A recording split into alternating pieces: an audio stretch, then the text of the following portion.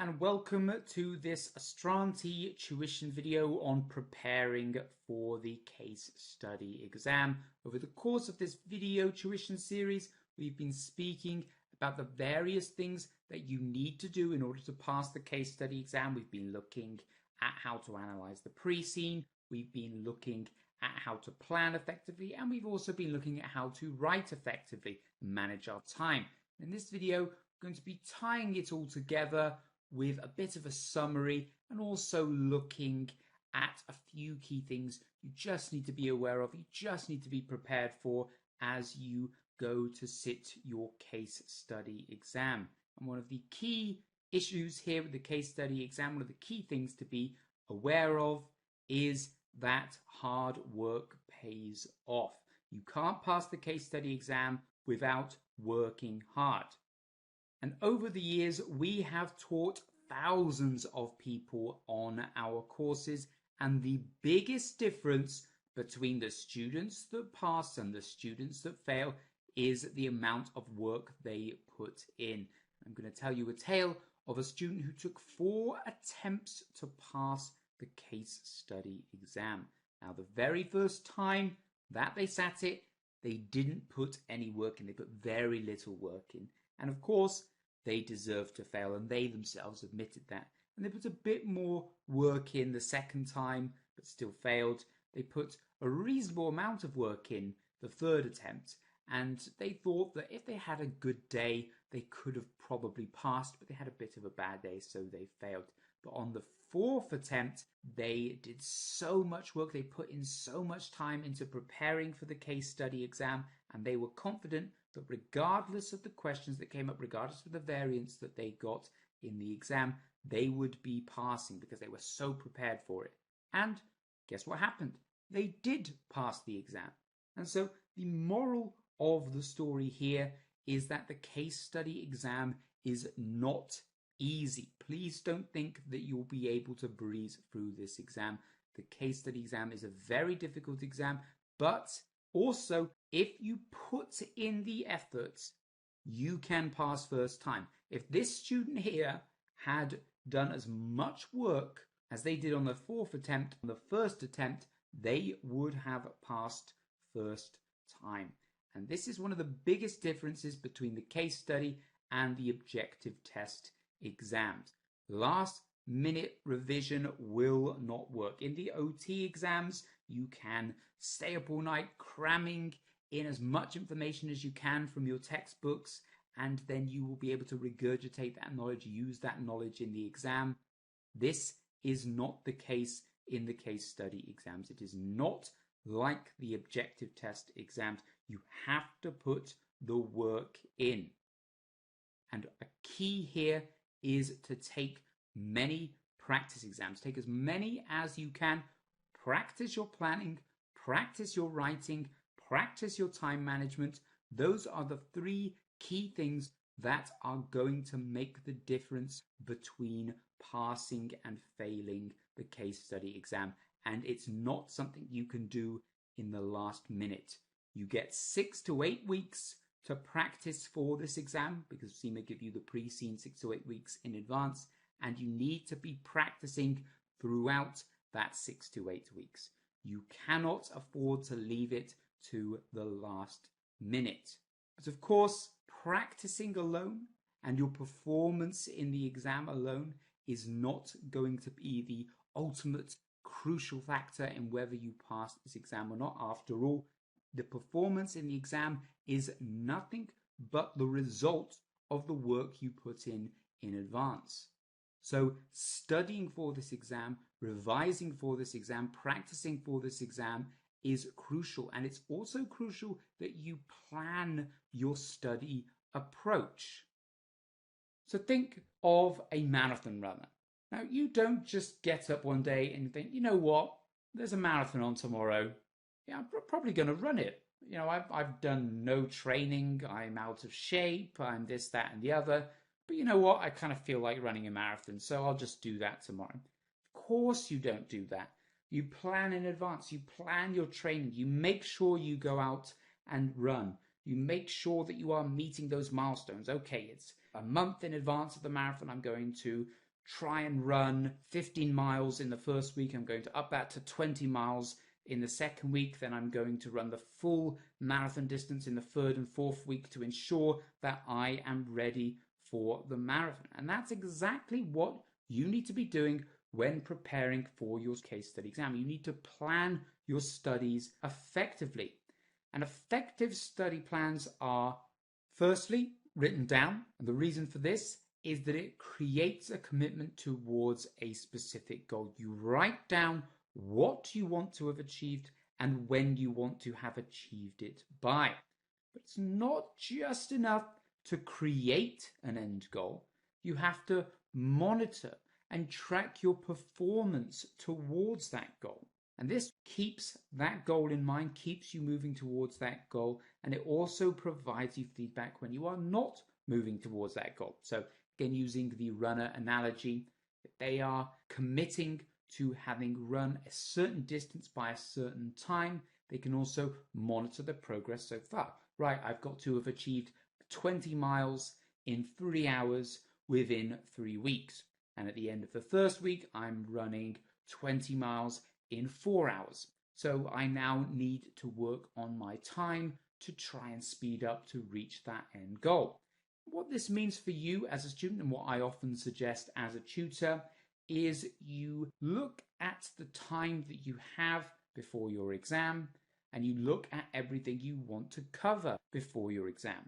You then allocate a number of hours per week, and you create a spreadsheet, and you slot in every single thing that you need to cover over the course of that 6 to 8 week plan. And this is good for a number of ways. A, it means that you know, as long as you stick to your plan, you will cover everything you need to cover, because the plan has considered everything and it has planned for everything. It also gives you an advantage in that it tells you what you are going to be studying on certain days. How many of you have got into a situation where you've sat down, right, I've got a couple of hours, I'm going to study, what should I look at? Should I do some exam practice? Should I look at the pre-scene? Should I look at some theory? I don't know what to do.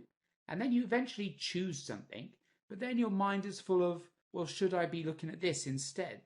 You are, in a sense, thinking of the opportunity cost of studying this theory. Rather than studying this theory, I could be looking at the pre-scene. Maybe I should stop and look at the pre-scene. But if you've got a plan in place that is going to cover everything, you know that you can clear your mind and focus on this one thing. There's no risk of missing out on something else because the plan will consider that. The plan will have factored in time to look at that other thing at a later date. So as long as you stick to your plan, you will cover everything, and there's no need to worry about what you are going to be looking at and wasting time worrying about when you're looking at this thing, you're not looking at something else. So that is why a plan is so important. And it's not just enough to plan either. You have to create a good environment for yourself to study. And this is really, really important as well, because it is better to spend half an hour studying effectively than it is to spend 2 hours studying where there's so much going on that you actually don't learn anything. You take nothing in that 2 hour period because you're distracted by this, you're distracted by that, and there's plenty of stories to provide evidence of this. Another one here is another student that we once had on our course, and they were always performing really badly. They were putting in the hours, to be fair, but they just weren't learning anything. And the reason for this was that they were constantly watching television while they were studying under the guise of, oh, I need some background noise to help me study.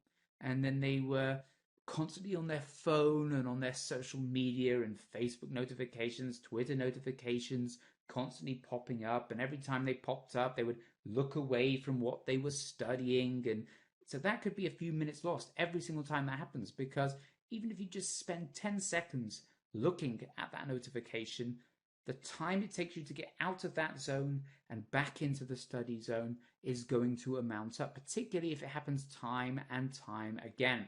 And it sounds like really soft advice, but it makes a substantial difference to how effective your revision is going to be. And as I said earlier, if you spend less time studying, but it is effective study time, that's actually better than spending countless hours of completely ineffective study time. So, things like mobile phones. Yes, we all have our mobile phones with us all the time at the moment, but for now, get rid of your mobile phone. Put it to the side and don't look at it until you have finished studying. If you've set yourself time to study, all you should be doing within that period is studying. There's nothing on Facebook that is that important for you to look at right now. Also, music. Some people do find listening to music, particularly classical music, can be very helpful when they are studying. But if you're listening to death metal and rap and all these sorts of things, and it's loud and it's distracting you, then cut it out. It's not helping you create the right study environment. Also, the same for television and for your computer as well. Unless you need your computer for what you are studying, by all means, turn it off. Particularly if you've got email notifications coming in every few minutes, and then you look at the email, etc., and then you are taking yourself out of that revision, that study zone. And of course, the same goes for social media, for Facebook, for Twitter, for LinkedIn, for Instagram, all these different social media apps. Close them down, get rid of them. They'll still be there in several hours' time when you have finished your studying. But they're not going to help you to study effectively. They're not going to help you pass the exam. So cut them off. And it's always important to find yourself a nice, quiet place to work. People don't generally absorb information better in loud, noisy, distracting environments. So find a quiet place and avoid distractions. And if you live with people, if you've got flatmates, you've got housemates, or you have a spouse, you have children, etc., then ask them nicely to not disturb you while you are studying. And if you create that environment for yourself, if you create an environment that is actually going to allow you to study effectively, then your study time will be better spent. And this is particularly important when you are doing your mock exams.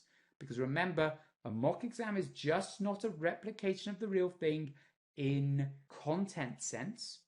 It's supposed to be a replication of the real thing in a total sense. Now, you are not going to have your phone with you in the exam. You are not going to have people around you in the exam. You are not going to have your textbooks with you in the exam.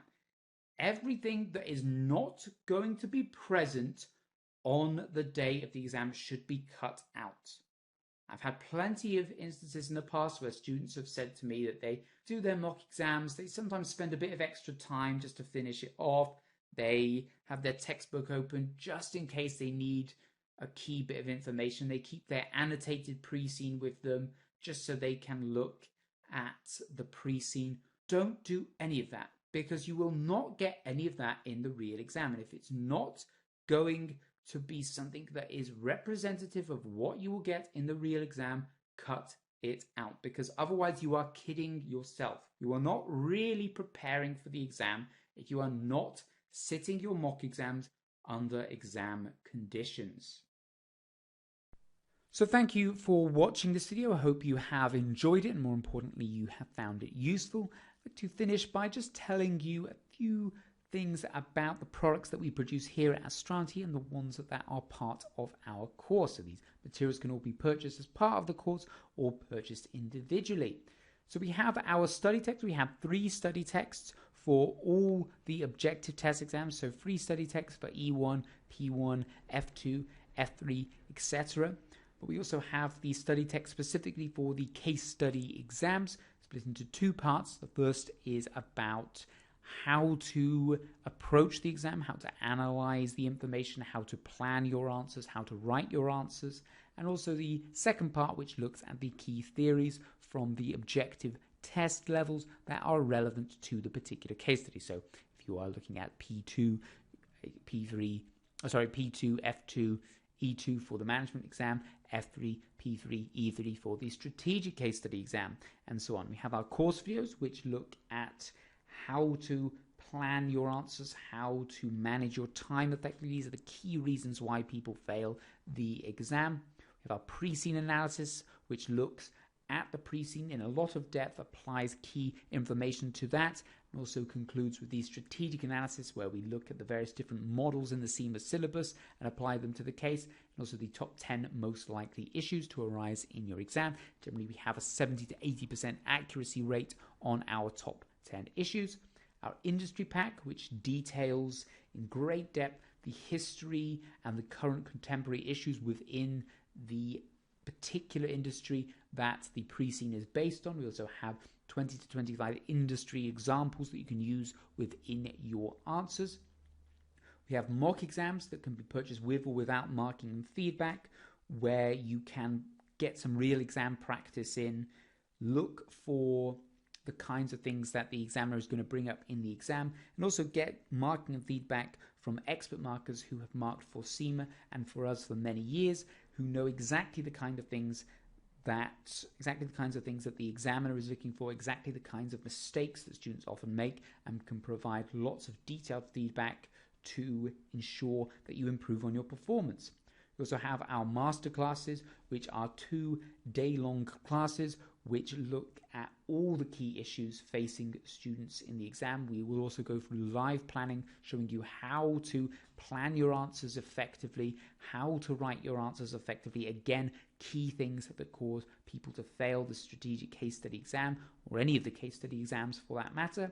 And also, if you do sign up for our course, provided that you have filled out your forms, provided that you have submitted your mocks, provided you have done everything to show that you have really given it your all to try and pass this exam, we also offer a pass guarantee, giving a free resit to anyone who fails the exam.